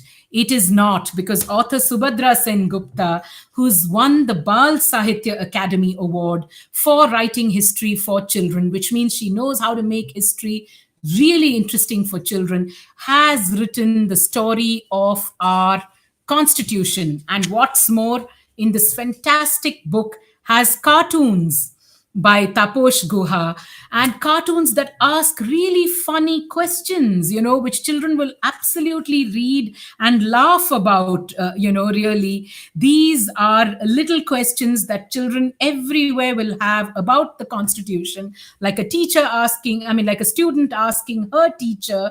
This is such a simple introduction to the Constitution of India, to the preamble of the Constitution of India, how it got adopted on 26th January, and what makes our Constitution such a remarkable document. You know that it drew from constitutions of so many countries around the world. Baba Saheb Ambedkar, our first law minister, was instrumental in drafting this wonderful constitution. But how about knowing it in detail and knowing it in a manner that children can really understand and enjoy? That's the Constitution of India for Children. We recommend it to everybody 9+ years of age. It doesn't matter whether you're 16, 18, 55, or even 80. Please do read this excellent book on our Constitution, so that we understand what makes India such a diverse and wonderful country. These were our recommendations for books in the ages of 9 to 12 years. Age groups can vary a little bit this way and that way. Maybe an 8-year-old could pick up and read some of these books, and maybe a 14-year-old could pick up and read some of these books as well. That simply doesn't matter. As the parent or the child, you will know, you will understand best what works for your children. Our final category of books is, of course, for young adults. We recommend these books for 12+year olds. And we will, of course, begin with the excellent book, around which grades 7 and 8 had a session yesterday. And that is, and I can see many comments going up for Leeches and Slug Glue, from Leeches and Slug Glue. How many? I'm sure many of you enjoyed this session thoroughly, because Rupa Pai, there couldn't be a more timely book, right now, given that we are doing everything that we are doing online. We're doing these sessions online because the world has been hit so badly by COVID-19. It's a pandemic that has hit the entire world. And is there going to be a vaccine that helps us cure this disease that has changed our lives in so many, this pandemic, this outbreak, which has changed our lives completely? So this excellent book, as for those of you who listen to the session, that she has picked 25 explosive ideas that have made and continue to make modern medicine, right from the discovery of germs. Jafrina David, you say the session was wonderful. Indeed, the session was just fabulous. And Rupa Pai had so much wonderful information to share with each one of us on some of the ideas that absolutely revolutionized the medical world. Right from the discovery that simply washing your hands could prevent people from dying so many decades ago, where they could actually see, they could study the cells that make up the human body, and so many such other explosive, ma'am, I'm 11 years of age. Can I read this book? Definitely, yes. We do recommend it for 12 plus year olds. But if you're an avid reader and you love, you want to know about cutting edge discoveries in the world of medicine, this is a book that you can definitely read, my dear. I mean, you can even, and there are different chapters. There are 25 different ideas that Rupa Pai has explored. So you can even read it in bits and pieces. You can take one idea and you can read it up entirely and, wait a while and then go to the next idea. It can be dipped into in bits and pieces. It can be read at one shot as well. Shall I WhatsApp or mail my favorite books which I want? Please do send us a mail. You could, mail us at funkyrainbowmail@gmail.com. That is FUNKYMAIL at, no, FUNKYRAINBOWMAIL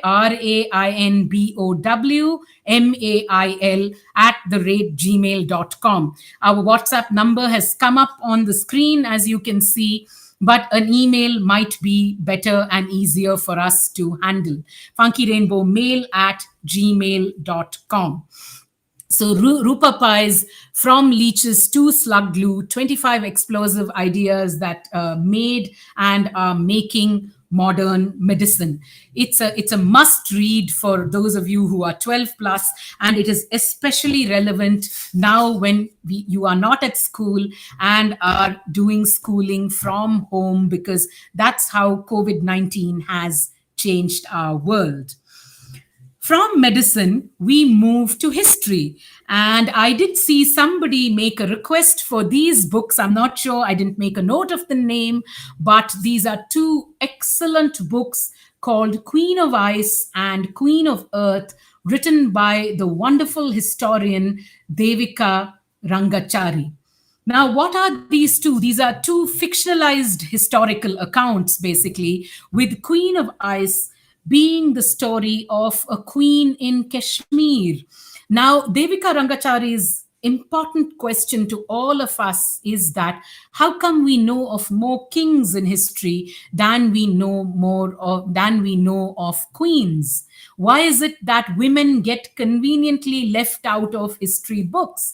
There's no need. They were very, very brave and valiant queens in India, in Indian history as well. And why is it that at school we never get introduced to brave queens, perhaps making an exception, with Rani of Jhansi, and then Rani Lakshmi Bai, Kittur Rani Chennamma. There are probably a few queens, Razia Sultan and possibly Chand Bibi, that we all know of. But these queens, why have they been ignored and forgotten? Now, Devika Rangachari has written a gripping story. This is the story of Didda, Queen of Ice. Now, her father doesn't want her to come to the throne of Kashmir. He wants his son to become the ruler of Kashmir. And his son, ma'am, can I buy more than 6? There's no bar on buying, my dear, really. Whatever budget your parent gives you, whatever, money that your parents are ready to give you to buy books, we can only say this, that you can buy 6, you can buy 60, you can buy 600. Remember, we have 7,000 plus books in our collection, really. So whatever budget your parent has, you say, thank you for sharing the story. It's absolutely our pleasure to share it with you. So you can pick up whatever budget your parents are comfortable giving you. Please do go and pick up books for that budget.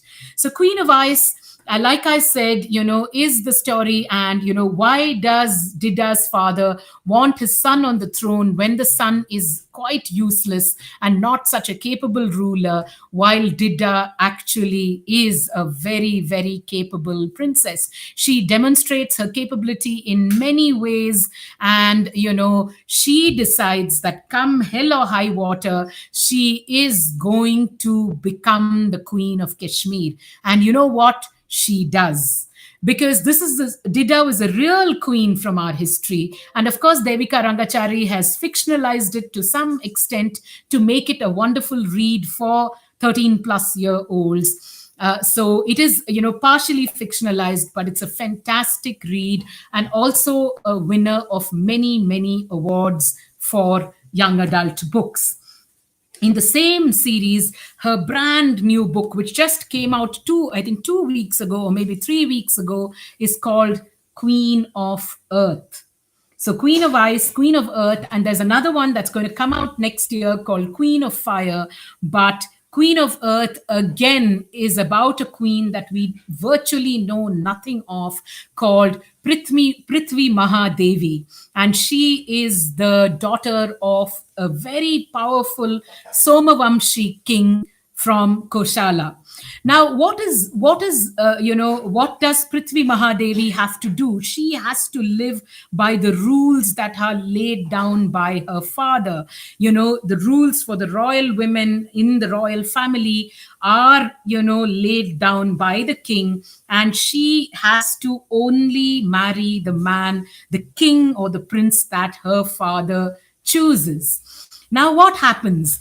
She ends up, like it used to happen in history, she gets married off when two kingdoms get into a war, and there is a truce between the two kingdoms where they decide that they're not going to fight a war with each other, but one kingdom will attach itself to the other kingdom. That happens to her father's, that happens to her kingdom, and she is married off to her father's greatest enemy. Do you think she's happy there? Do you think, she has the freedom to do what she wants to over there? But you know what? She always dreams of being a great queen. And like with Queen of Ice, fortunately for us, she does become a great queen. You have to read this book to find out how that happens. It's so gripping, the story, that we really wonder why they leave these queens out of our history textbook altogether. So these two wonderful books, priced at 350 rupees each, published, meant for young adult readers who are 13 plus year olds. Our next set of recommendations is, again, and I did see some comments come up saying, ma'am, do you have fantasy and do you have time traveling stories? And well, here's the answer. We've got these two excellent books written by Christopher Charles Doyle called the Mahabharata Quest series. Two books in the series. The first one, The Alexander Quest, and the second one, The Secret of the Druids. Now, this is a continuing series, but at the moment, Christopher Doyle has written only two books in this series. Now, the thing about Alexander's Quest, and these books are fabulous combinations of fantasy, science, history, archaeology, so much more woven into a gripping adventure story. The hero of this book is, of course, Alexander, King Alexander. And the whole premise of the book is that King Alexander traveled all the way, to build a huge empire, coming all the way to the Indus River, basically coming right up past the Hindu Kush mountains, right up to the Indus River. When he comes all the way up to there, conquering many countries, many lands, many places in between, why does he come up to the banks of this river and then decide to go back? Christopher Charles Doyle, can't wait to get my hands on few of these books. Thanks for sharing these titles with us. It's absolutely our pleasure, and we really hope you enjoy reading some of these recommendations. Please do write into us, to order the books that you want. Also write into us to tell us,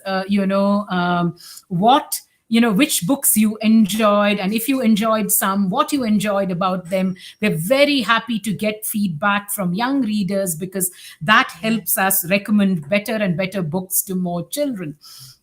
So this fantastic mystery, which, like I said, brings in history, science, archaeology, anthropology, mythology, all of these into telling a great fantasy mystery story. And there is part two of the book of the Mahabharata quest series, which takes you back to the time of Julius Caesar and the Druids, the Romans and the Druids of that time.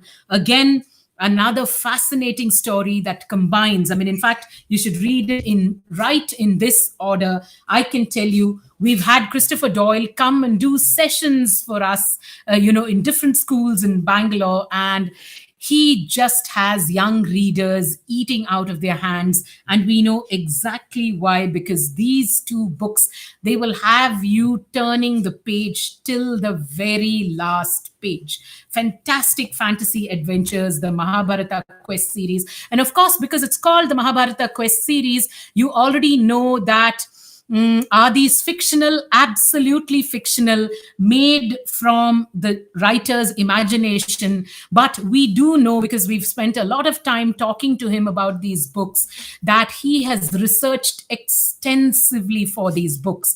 Christopher Doyle is a meticulous researcher, and he has researched by traveling to many of these places himself, by reading up books, by visiting libraries, by going to archives of museums. So a lot of things that he puts into these books are based on real research. However, the books are complete fantasy. I'm really excited to buy colorful and wonderful books from Funky Rainbow. We love the use of your adjective, colorful. That's what we always call our books. They are the most colorful children's books, we think, in the whole wide world, really.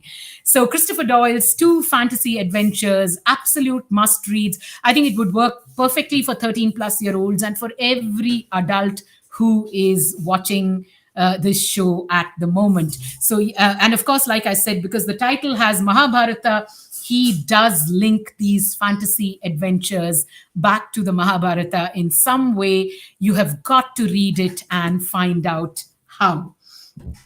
Two wonderful reads for young adults. I have a clutch of, a couple of more books to recommend for you, in for young adults again. And I will show you a graphic novel, because we know lots of children, especially kids that are 13 plus, very interested in the graphic novel format. And this book called Chotu, A Tale of Partition and Love, is set in the time of the partition of India. And we all know that, it was a very, very traumatic period of our history, where what was one country got split into two countries, and there was so much bloodshed and loss of life during this time. This graphic novel, written by Varud Gupta and Ayushi Rastogi, is actually set in Chandni Chowk in Delhi. And Chotu, who is the protagonist of the book, is actually a boy who works in one of the numerous food stalls of Chandni Chowk.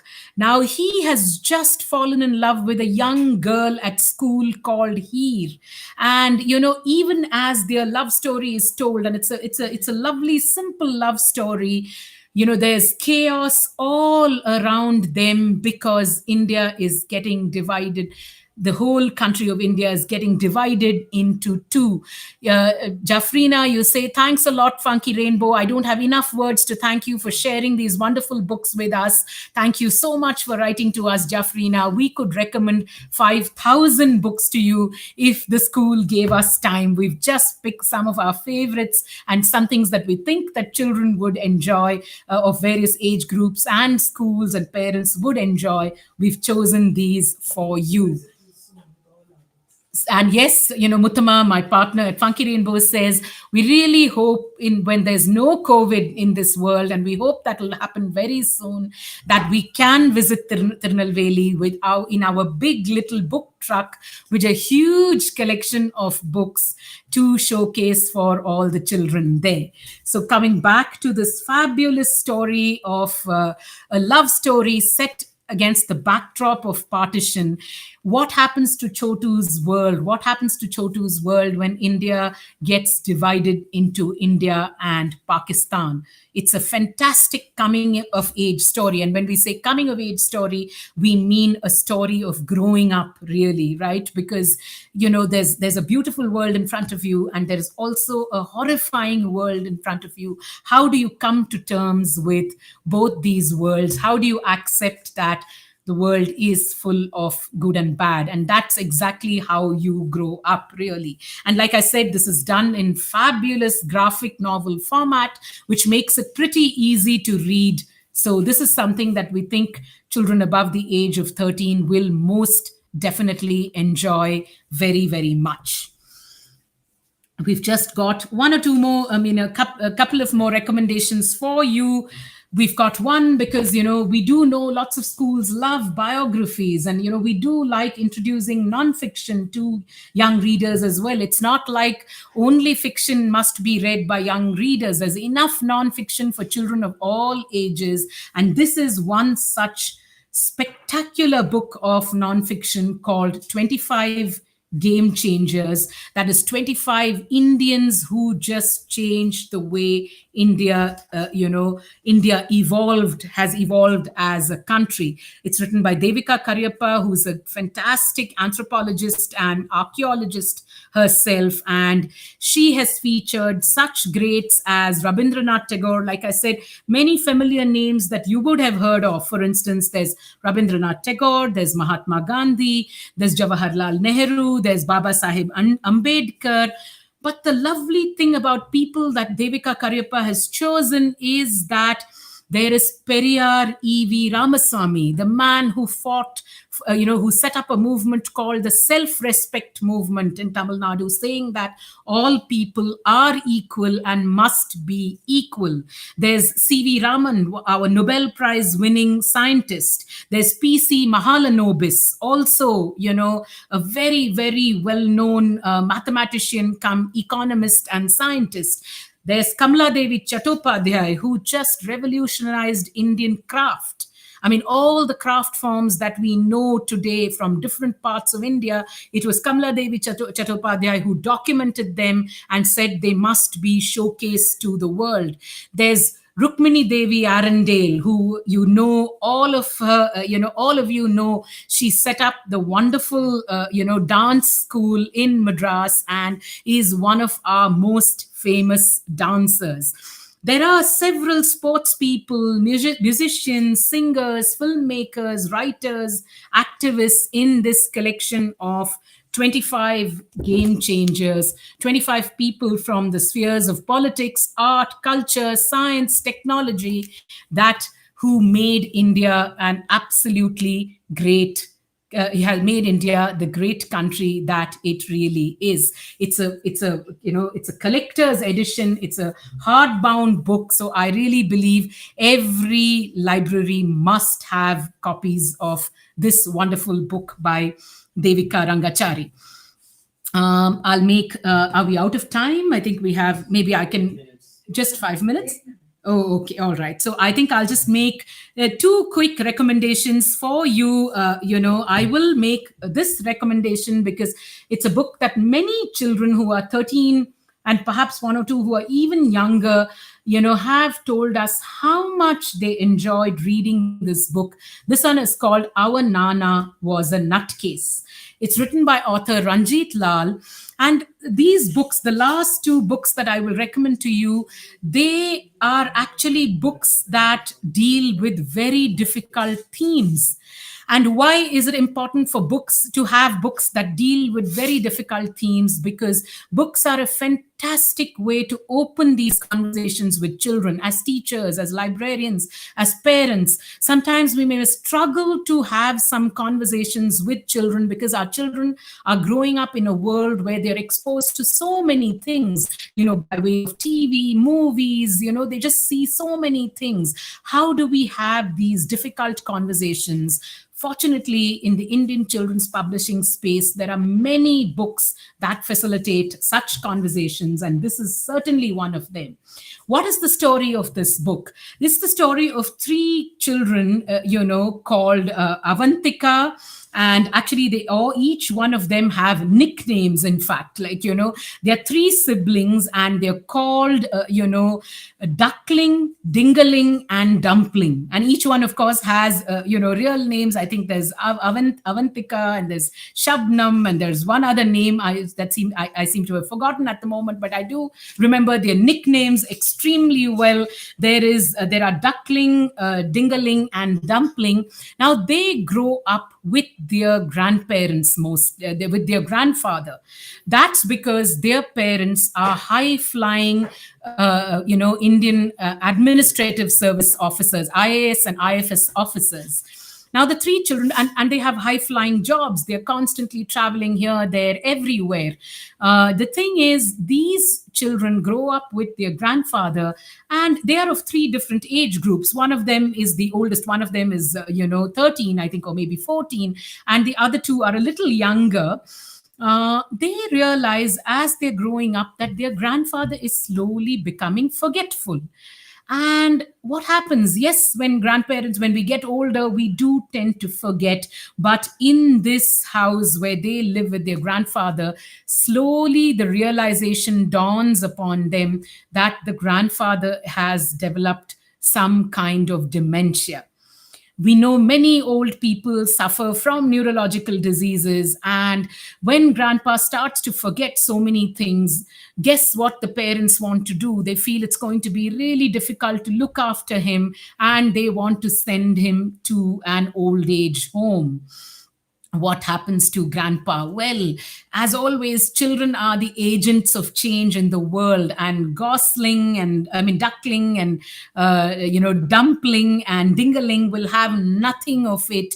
They have decided that their grandfather is going to stay only with them. Can three young children make that happen? Can three young children not let their grandfather go away to an old age home? It's a wonderful story of growing up. It's a touching, moving story. And it's also about loving your grandparents, because that is a bond that is like no other. Grandparents and grandchildren, that bond is simply special. It is simply one of the nicest bonds in the world. It's a lovely story. Like I said, who would think that you would focus on the problem of growing up, of growing old in a book for children? But this one does it so fabulously well. There is Funky Rainbow. The books you recommend are just awesome. I love books. I'm grateful. Funky Rainbow, is a bookshelf filled with books of joy. I enjoyed every moment of the session. Thank you so much, Zavin. We enjoyed presenting it to you as well. And as we come to our last recommendation of the day, again, there's another question. Okay, ma'am, I love the books you showed. Each book has an interesting story. I love reading, and I now love reading even more thanks to the books that you have introduced. Thank you, my dear. It's just what makes our world go round, to know that children like you like to read books. And that's what we want to do, to introduce you to more and more and more books, so that every child, no matter what the age, whether it's 1 year old or 18-year-old, finds a good book to read. Thanks a lot, ma'am. I will try to buy some of the books. I have got wonderful experience from this session. Thank you, Pushpalata Schools and Funky Rainbow. Thank you so much, my dear, for that lovely, lovely message.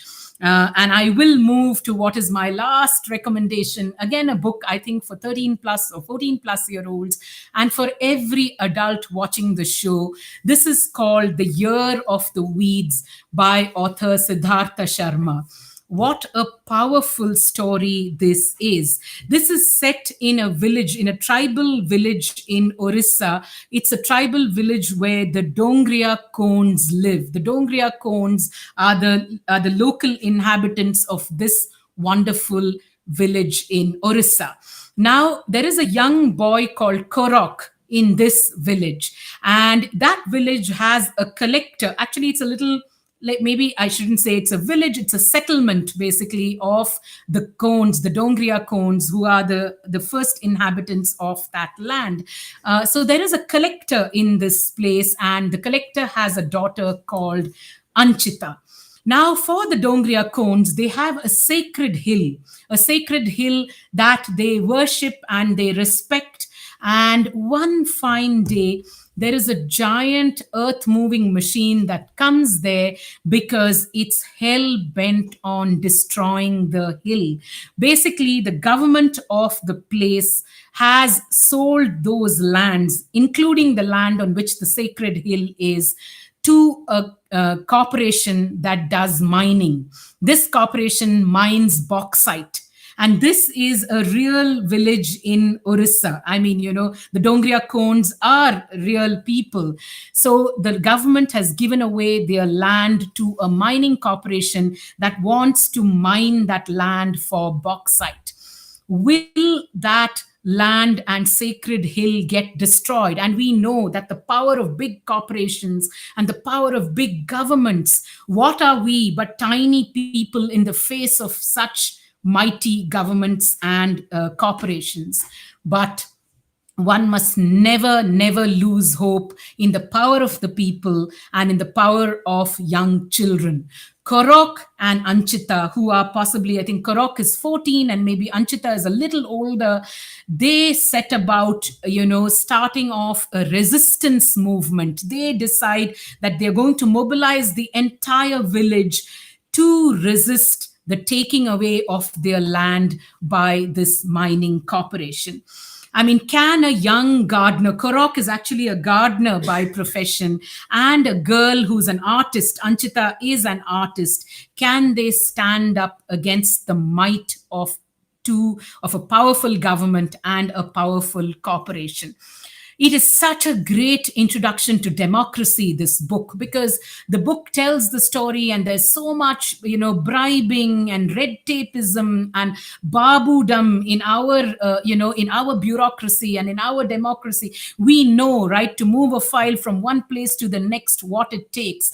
I think for young people who are sometimes very removed from the reality of India, many of us adults know it. Many of us adults have dealt with government in at various levels. You may have gone to the collector's office, you may have gone to to file your tax returns, but many children grow up quite unconnected from these realities of India. And this is a powerful book, because in this book the young people are the agents of change.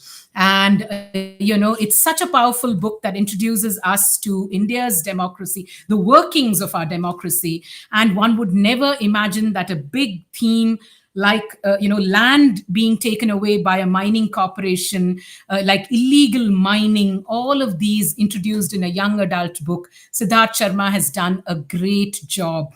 In fact, the crux of the book is a Supreme Court ruling for the first time in the history of India, that the Supreme Court actually ruled in favor of the Dongria Konds, saying that the Bauxite Corporation cannot get their land, that this land is their sacred land. Siddharth Sharma has taken this real incident and used for his fantastic fictional story. And I would recommend Year of the Weeds to be read by every child that's older than 13 and every adult amongst you, to understand, the workings of our bureaucracy, but also to understand that to be the change that we want to see, it's children who are going to make that possible. So this is, our last recommendation. And, we've got several other books that are put up, on our website. And Muttama, my partner, will share a link with, Pushpalata ma'am, which has all these recommended books in one link. And I hope the school will share it with all of you so you can pick and choose the books that you would like. It has been an absolute pleasure to talk to all of you. I really hope, we've been recommending so many books, across the last 2 hours.